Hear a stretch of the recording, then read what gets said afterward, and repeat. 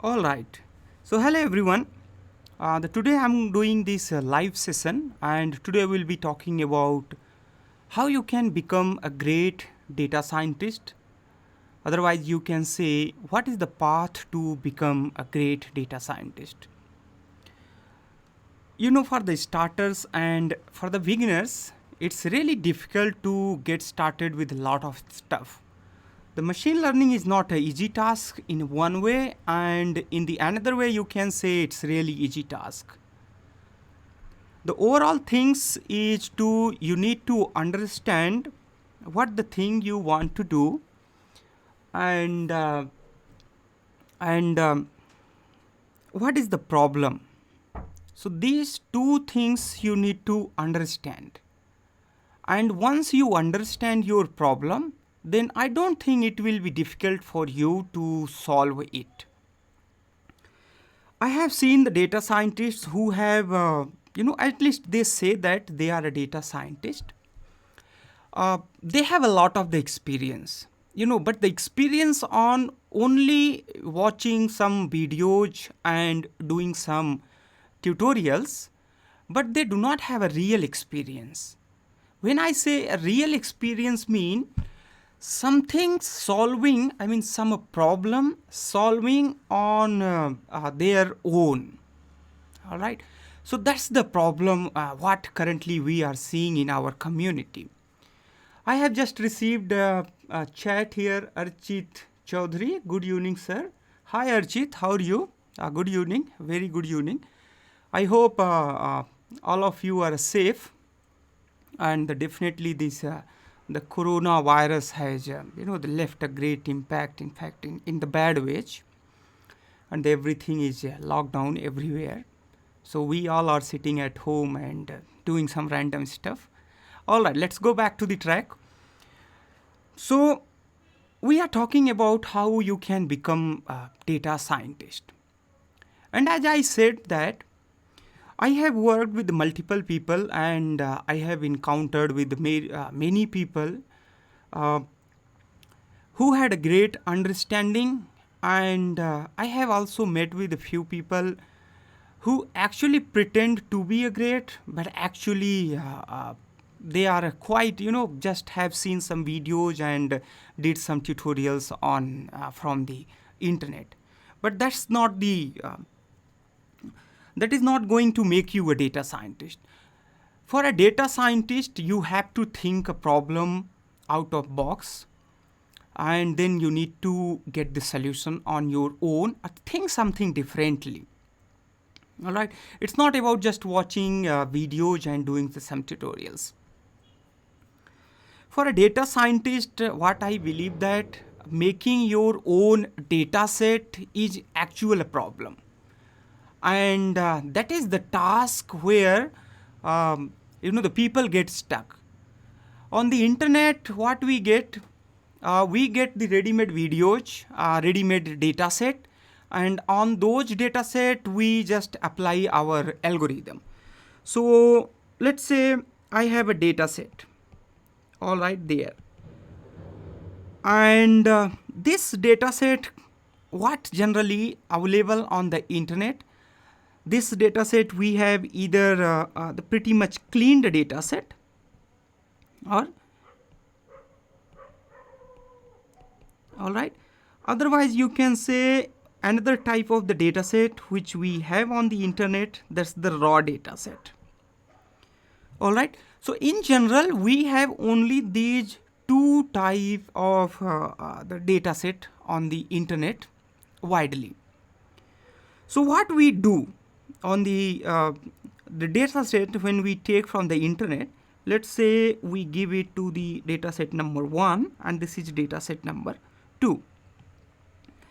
So for data set number 1, where we have a cleaned data set, and in this clean data set what we do, we just do some pre-processing. All right, some pre-processing.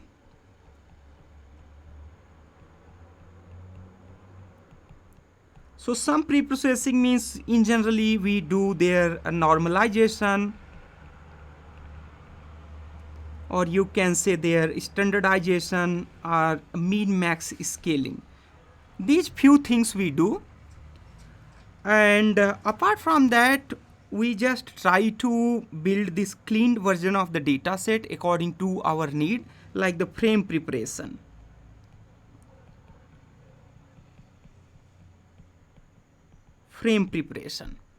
All right, so now we have this clean version of the data set, and after that, in the third step, what we do in general, we take some random machine learning algorithm without understanding it, like let's say the SVM random forest or CNN.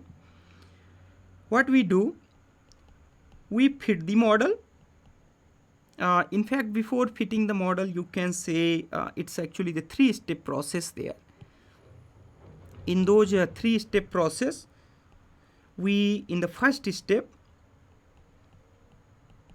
we do their train test split,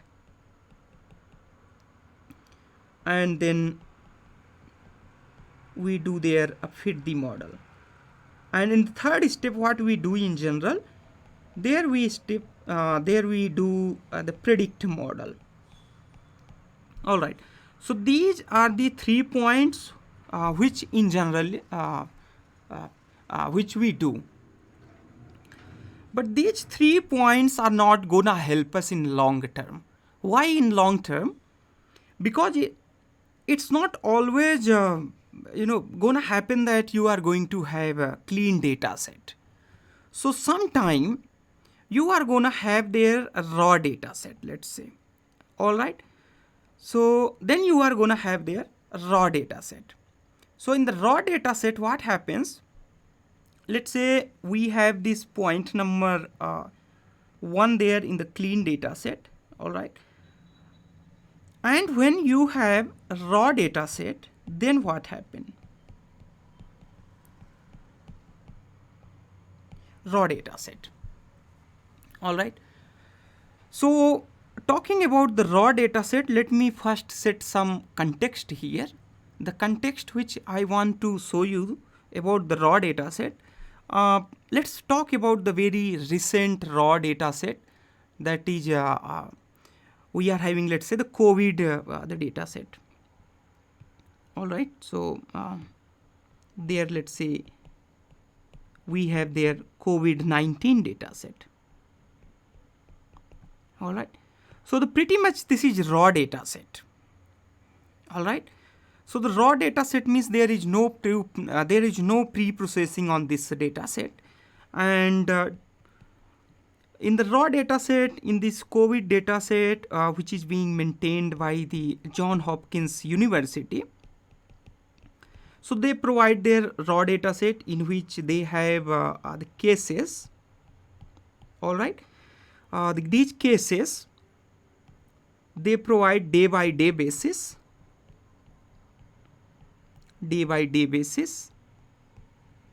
and then they provide it country by country basis. All right, so what happens with this, in a day by day basis and country by country basis, so this is a kind of, you can say, raw data, because let's say there is countries, and in the list of the countries, all these countries comes there, like we have Italy, US, UK, China, and there we have a date. All right, so let's say we have date here 1st May, and then you have there 2nd May and 3rd May, all these data. And the data which they provide the data about the the confirmed cases,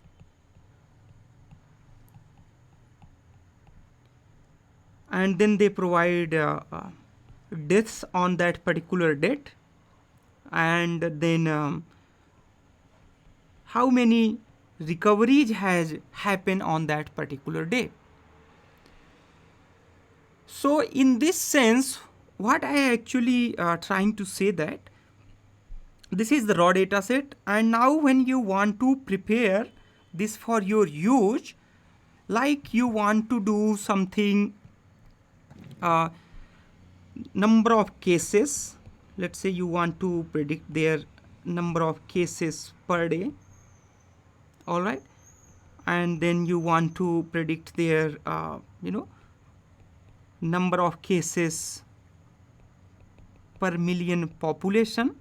If you want to do all these things, then you need to provide you need to do some data pre-processing on this data set, so that you can get started working with this COVID data set. All right. So now we have taken these two examples. Those two examples are, first one, we have perfectly cleaned data set,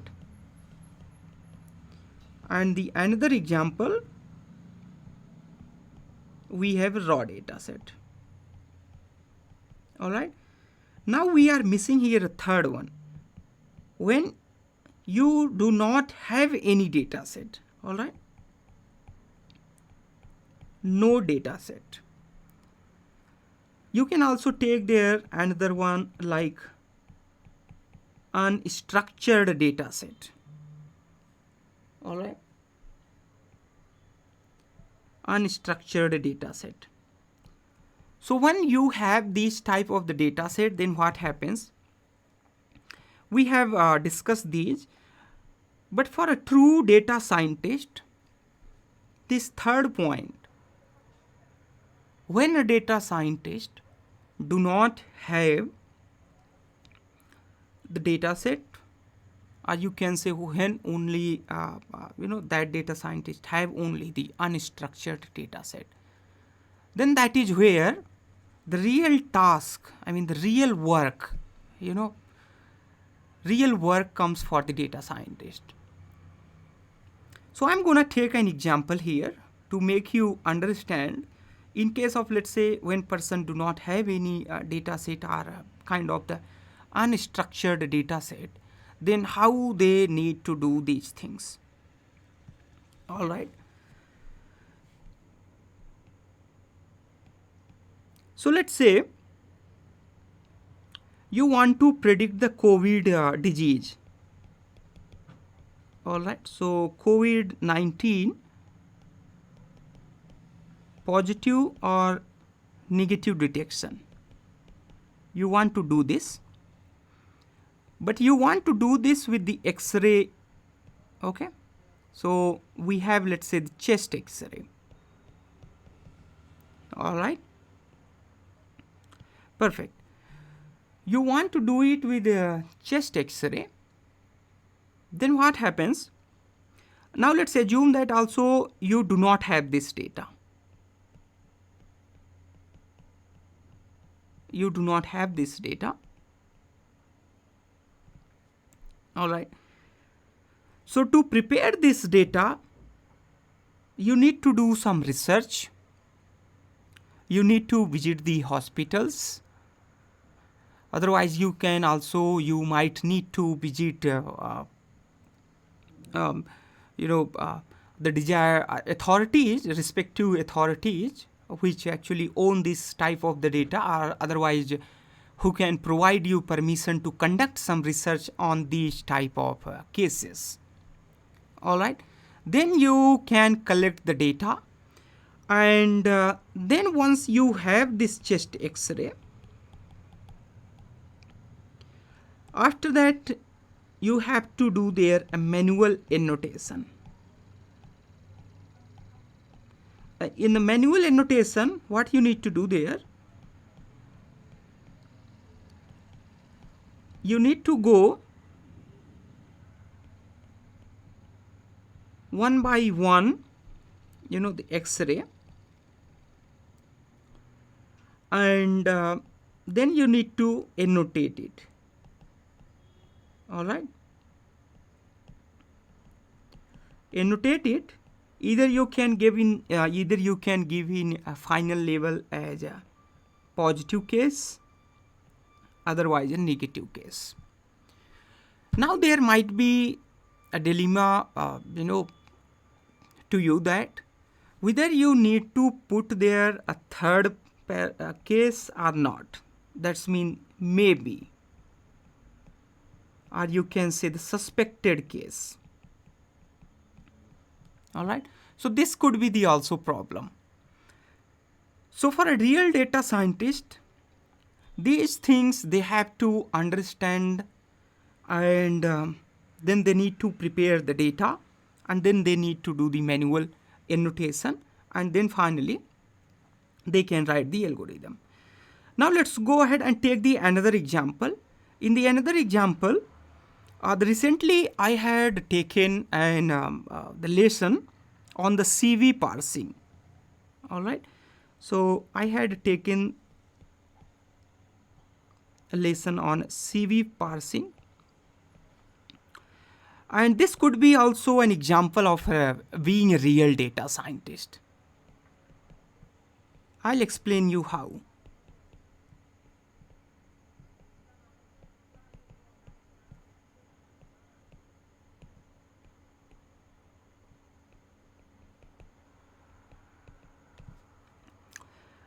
All right.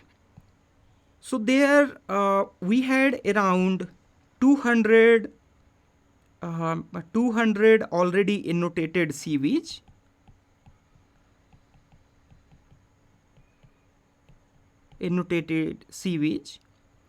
And in those annotated CVs, if I say, that's mean there was a CV, and in that CV, a resume, annotation was made according to their name. Let me delete this first.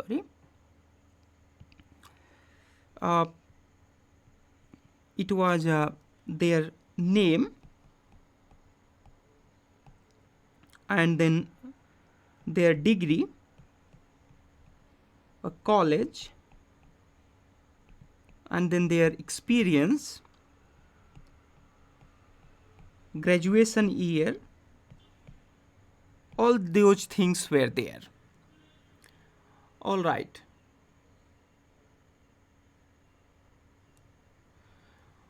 Well, let me take first a few questions from the chat box. So Madhav Somnath is saying that love the videos, very informational. Thanks, Madhav. And hello, you will be taking some question. I had some question in my mind. Yes, please. Yes, you can ask. If you have a question, you can leave the comment here. I will definitely try to, I'll try to solve it here. And then Manish Tiwari sir, please make a video series of Python data structure and the algorithm. Manish, I'm not sure whether I'll be able to make the videos on Python data structure. Currently I'm preparing myself to make some videos on the OpenCV and some image processing.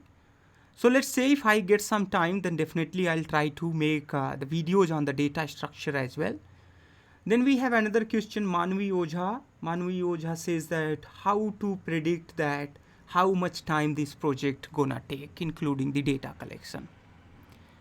Yes, I think that's also a very right question. And this is really very tough to answer, but the few points or a few marker you can make, and those marker means you can predict that whether the similar kind of data is present or not.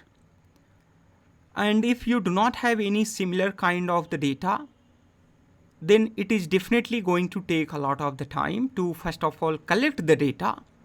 And apart from that, you also need to see that what is your team size, and how much they can work to get the job done.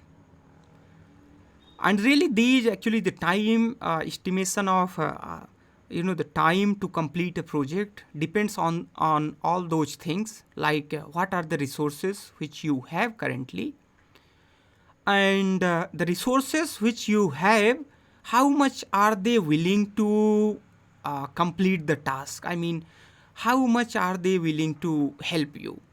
These things are really you know play their very vital role to calculate the total time to estimate how much your project is gonna take time. And apart from that, obviously it also depends on you how much time you are giving and what is your dedication level to complete that project. Well, then we have Satish Chaudhary there. Can non-tech grade become a data analyst? Yeah, definitely. Yeah, non-tech grade definitely become a data analyst. Actually, in a data scientist community, we have there the kind of, you can say, the two cluster. A two cluster means a two community. One community which applies the algorithm, already built on algorithm, ready-made algorithms on the data, and then they try to get something get something from that unstructured data. So definitely you can do that one. But for the if you want to write your own algorithm or your own machine learning kernels, then definitely you need to have some very strong, not only some, but in fact you need to have very strong mathematical skill.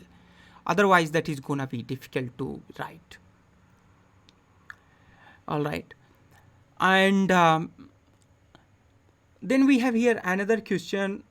Madan Raja says that how we can calculate the time complexity and the space complexity. Yes, calculating the time complexity and the space complexity is really tough for the machine learning algorithms.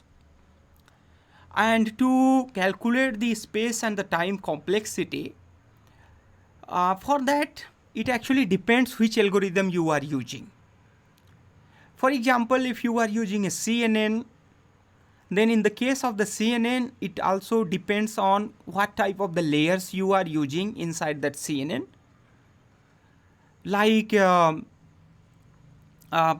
let's say how many hidden layers are there and how many nodes are there, and then based on those layers and nodes, then you can calculate there the complexity.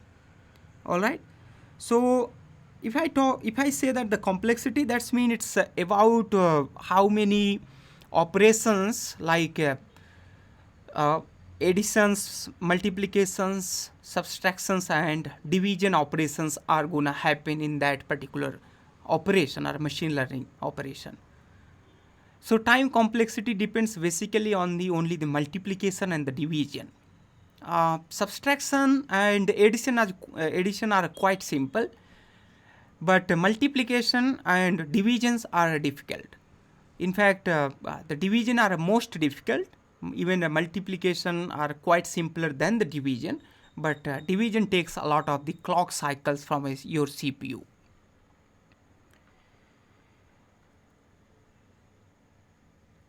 All right. Let me get you the formula, then I can definitely tell you about the formula more.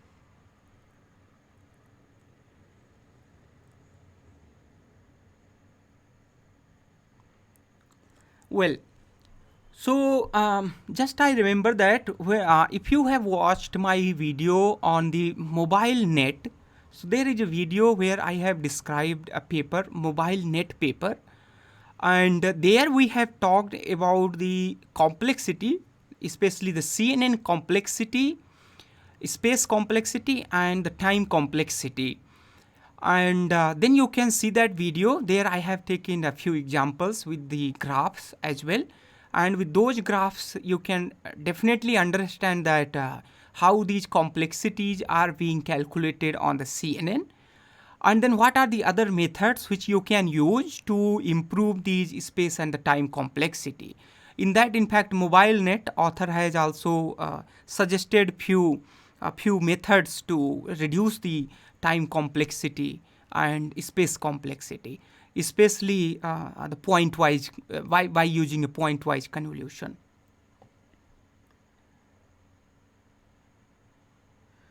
Yes, and the another question comes that does these complexities plays important role in data scientist? Yes, definitely. I mean, understanding time complexity and space complexity is really a huge benefit for any data scientist, whether you are a non-tech data scientist or a tech data scientist. For a non-tech data scientist, it is important to them understand that how their algorithm gonna affect overall, complexity of the algorithm, which a lot of the people might be using. And for non-tech people who are using ready-made algorithm, it is also for them to important to understand the time complexity, because unless they understand the time complexity of the algorithms, they might not be able to decide which algorithm they need to use for a faster operation. All right. So we have here another question. Is I still haven't started learning data science practically, but I studied the theoretical things as a part of my BSc data mining course. So I know theoretically some of how data mining works. So I think he wants to, he wants answer on whether he can get started with the data science or not. My answer is yes.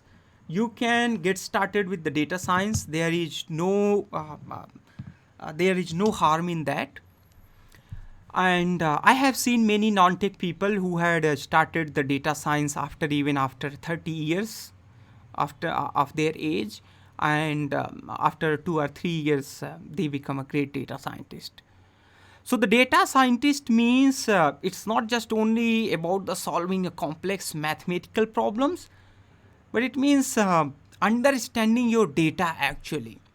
All right, it doesn't matter you are a great mathematicians and you don't understand the type of the data which you are dealing, then definitely you can't write any type of the algorithm to that.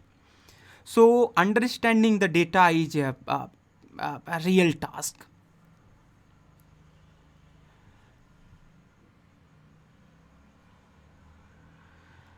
We have here the another question. If we had cleaned data, the data have univariate data type, it's mandatory to calculate the PCA and standardization.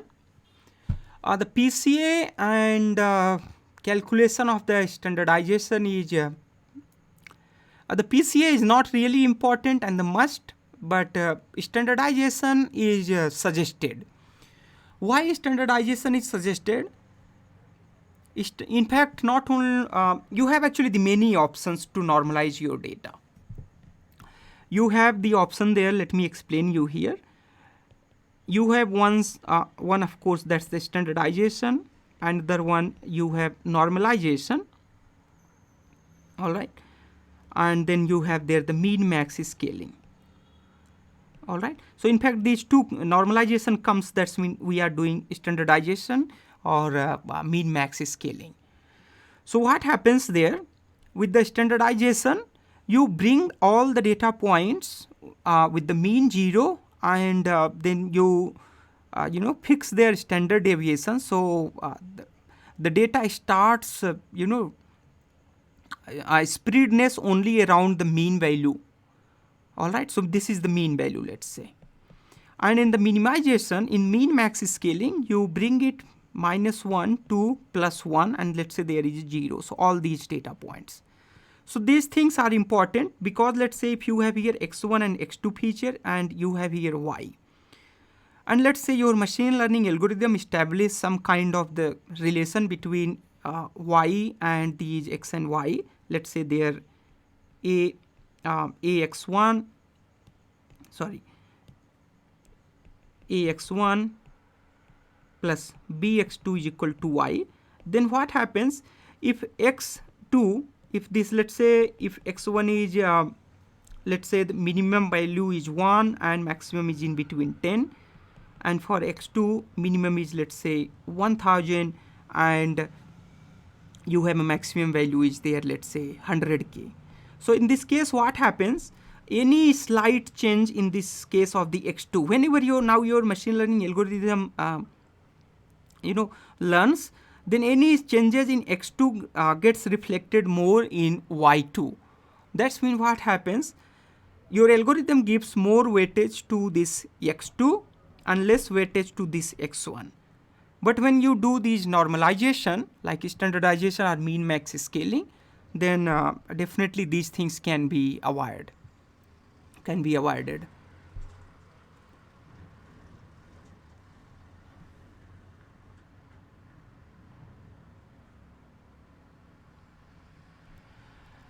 All right, so there we have the another question. That question is, I have a machine translation project in my mind for an endangered languages.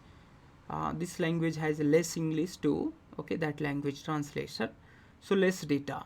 All right, so I wanted to know the roadmap to complete this project. When you do not have much data, then definitely you need to generate the data.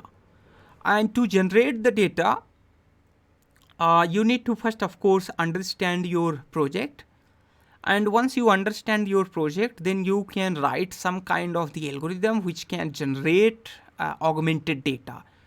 Augmented data, you can say, means a dummy data, a kind of a dummy data which can be pretended as original data, and then you can get started working with your project. All right.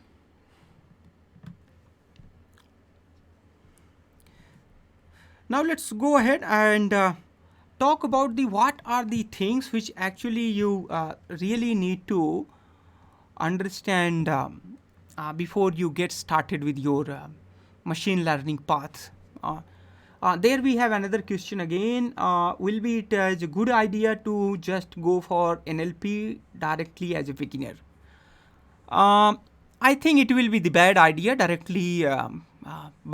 to directly start NLP, because whenever you start working with the NLP, it is not just the NLP. There is a lot of the machine learning algorithm which is being used in the NLP, like deep learning or classical machine learning algorithms, etc. And to understand your NLP projects and its algorithm, then definitely you need to first study about the classical machine learnings and the deep learning. For example, let's say you have a text classification where you want to use the CNN, or let's say the LSTM, all these the algorithms, then definitely you need to first study about the deep learnings. Only then you can get started. The one thing also you need to make sure that deep learning is not just only made for image processing. Image processing is just one use of deep learning. There are so many ways where you can use deep learning. You can use it into even the text data as well.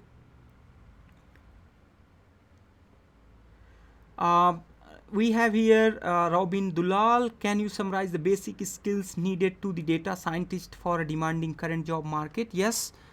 The basic skills you need to first you need to have their hands-on on Python. All right. Then you also need to have some knowledge of statistics and mathematics. And then you also need to have some knowledge of the machine learning, of course, ML basics. Well, ML basics you can definitely learn along the path.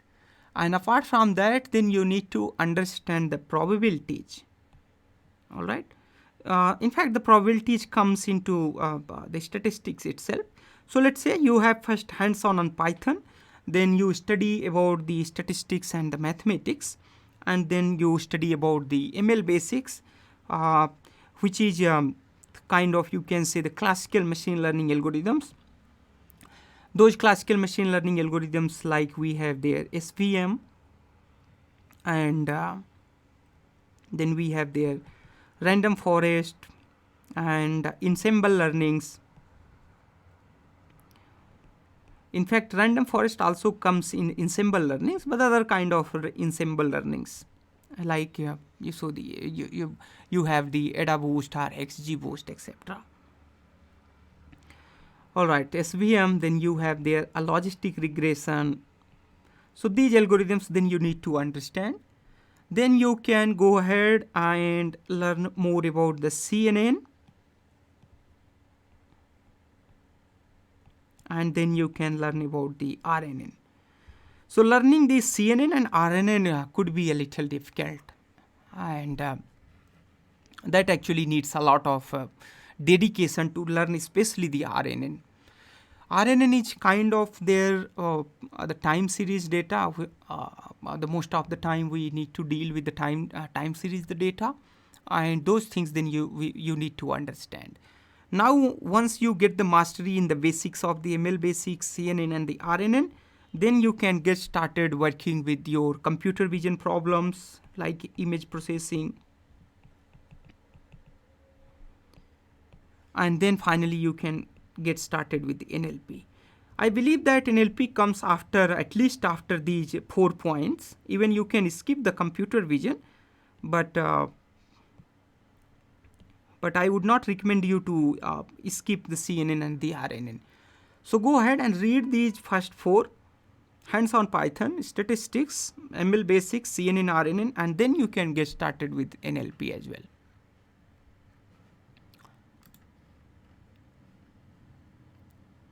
All right. Perfect. So it has been around 30-40 minutes. So thanks for watching.